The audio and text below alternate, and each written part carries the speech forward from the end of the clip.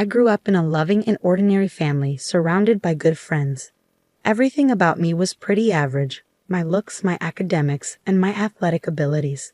However, I felt incredibly fortunate to have supportive people around me. Perhaps because of this, I tend to trust people a bit too easily. This trait has often led people to call me naive or overly trusting.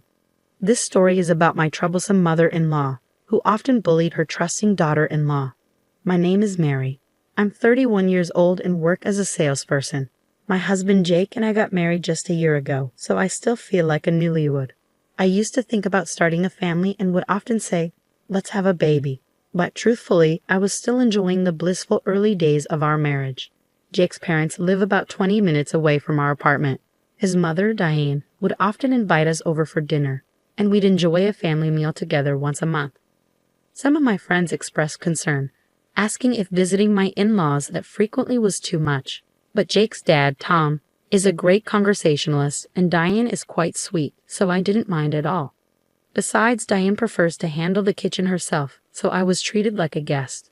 I would happily join Jake and Tom for a game until dinner was ready, which was easier than cooking at home. However, there was one thing that concerned me. One evening, we were at the in-laws' house for our regular family dinner. When I tasted Diane's chicken soup, I almost groaned aloud. "What's wrong, Mary?"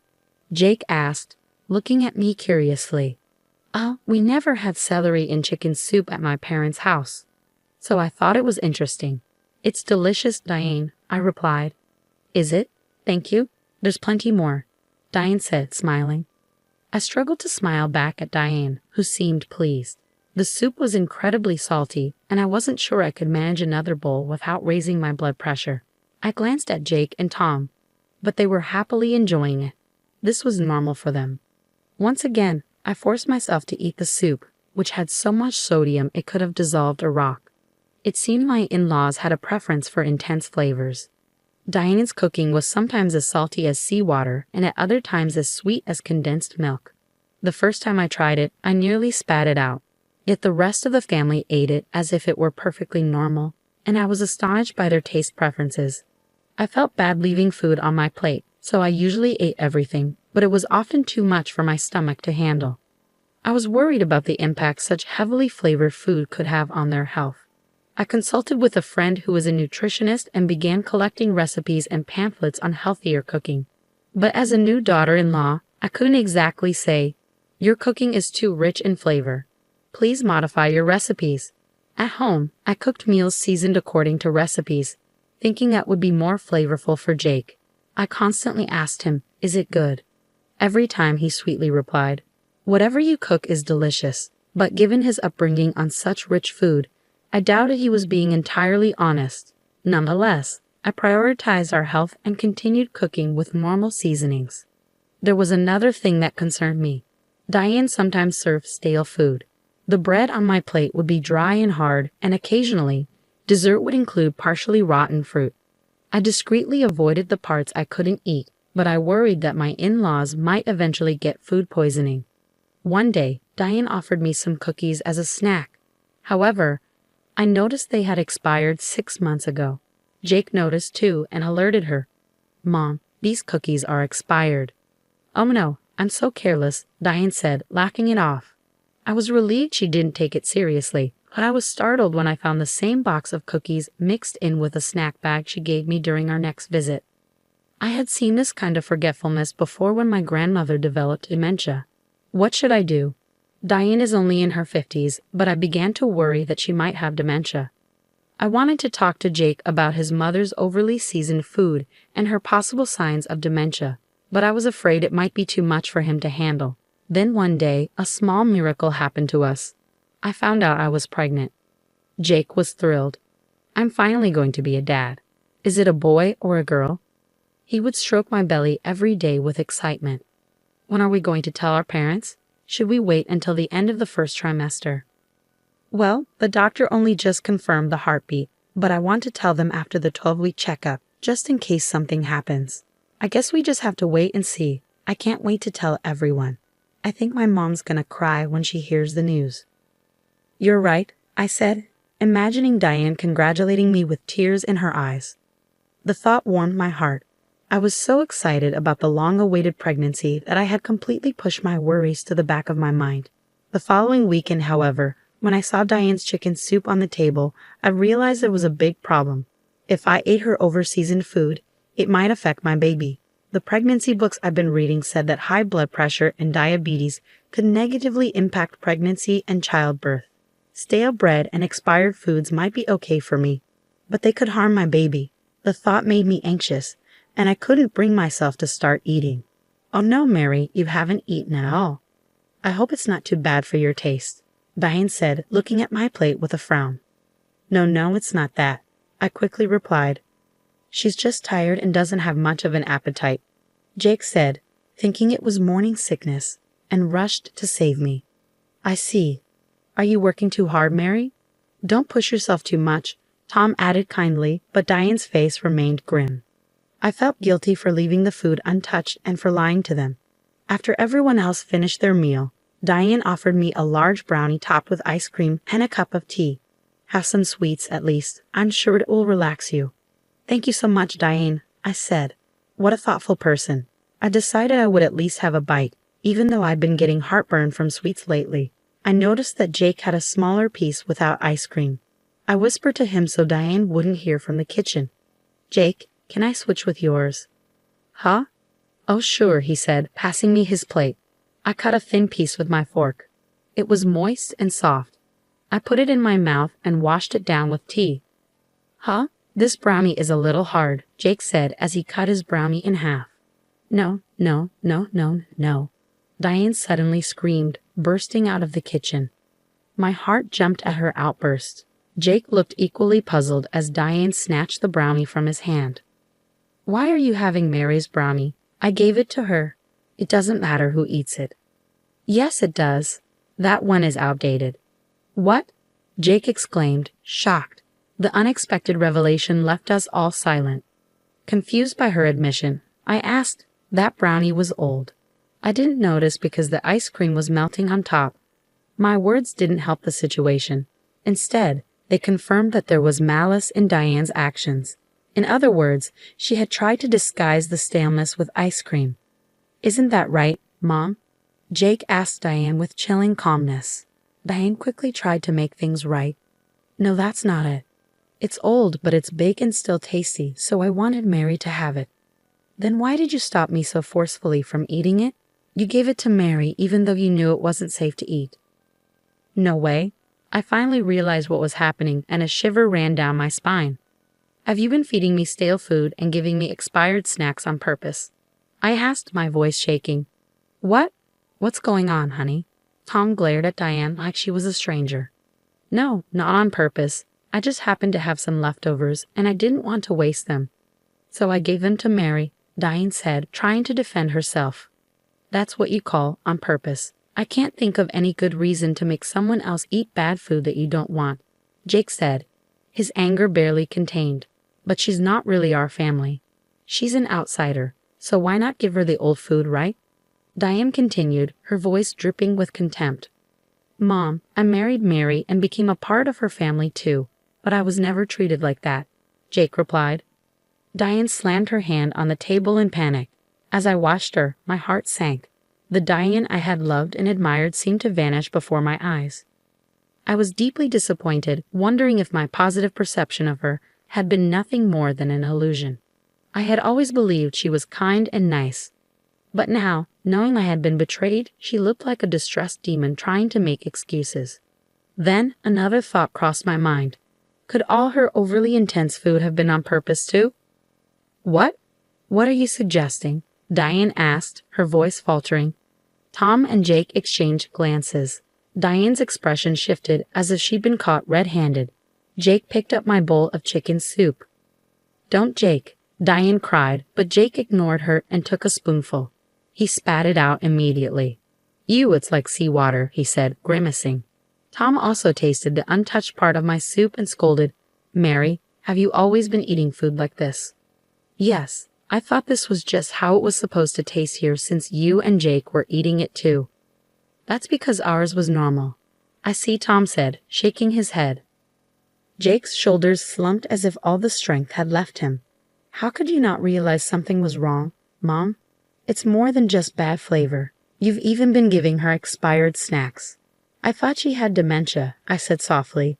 Diane's mouth twitched with anger. To have a daughter-in-law she despised think she had dementia was a huge insult to her. How pathetic, she muttered.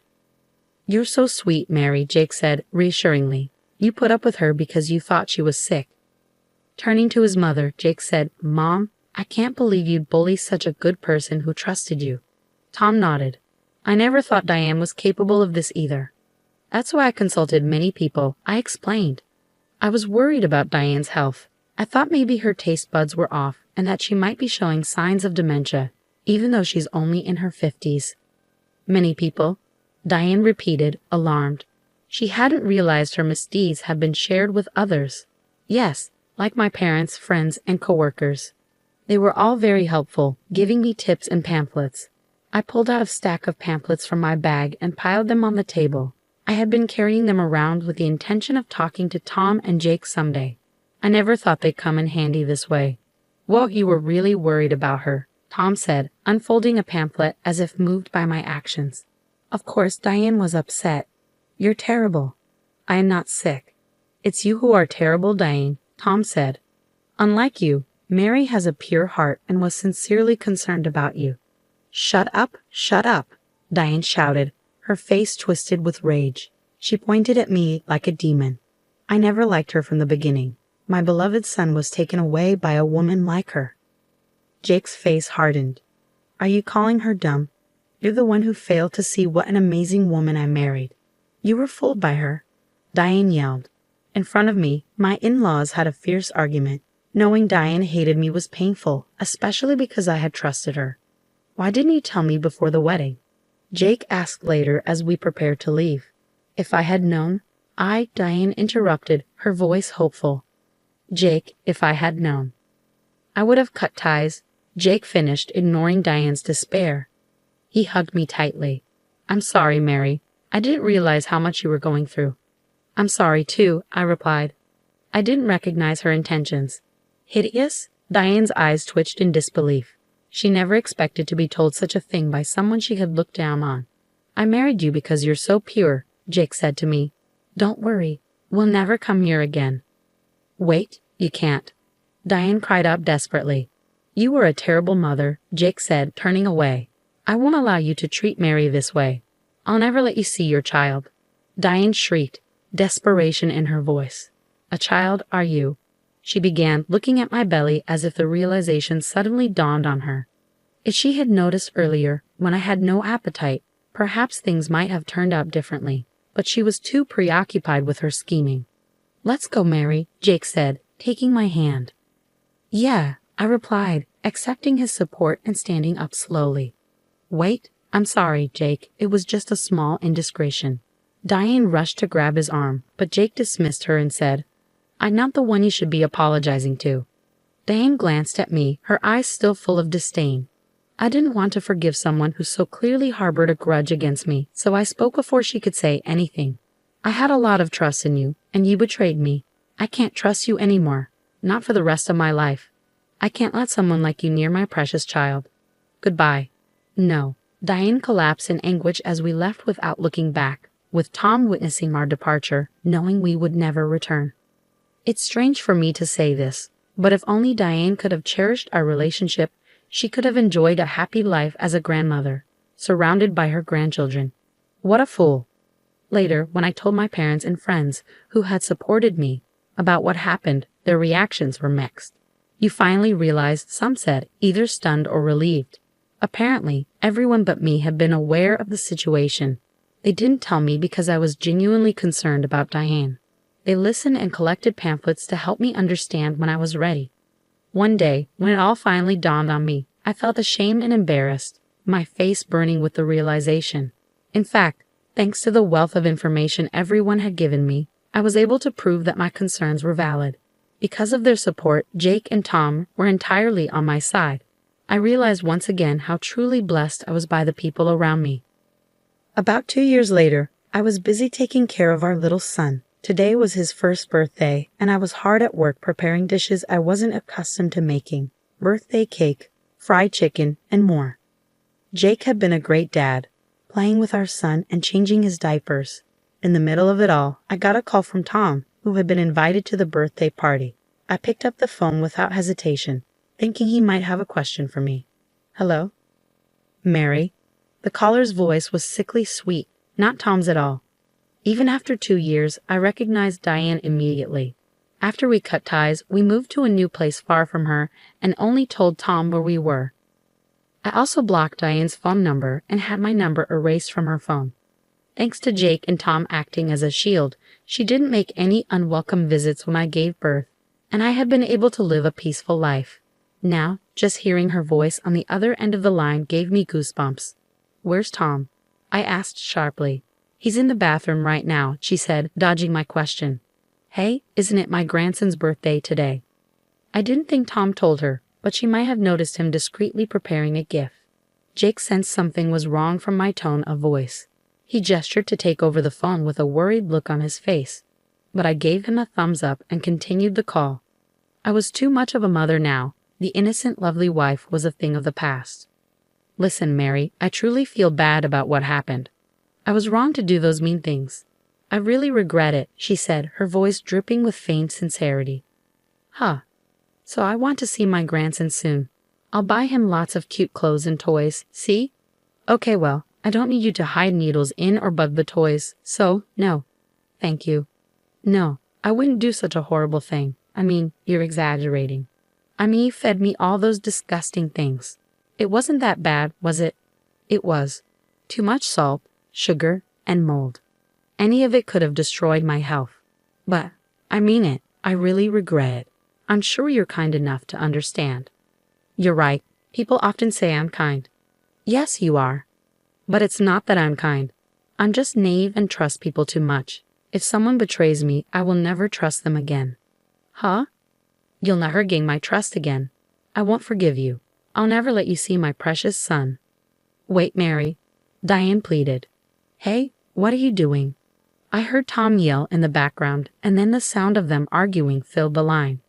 I quietly pressed the end button and turned to Jake. Sorry about that. You're getting stronger, Mary, Jake said, sighing in relief. He placed his hands on my shoulders, his touch encouraging. Of course, I'm his mother. Our son lay content in his crib, and when he saw me, he waved his tiny hands happily. I picked him up and rubbed my cheek against his. His small, soft body felt perfect in my arms, and his mouth had a faint scent of milk. His eyes, full of curiosity, reflected me.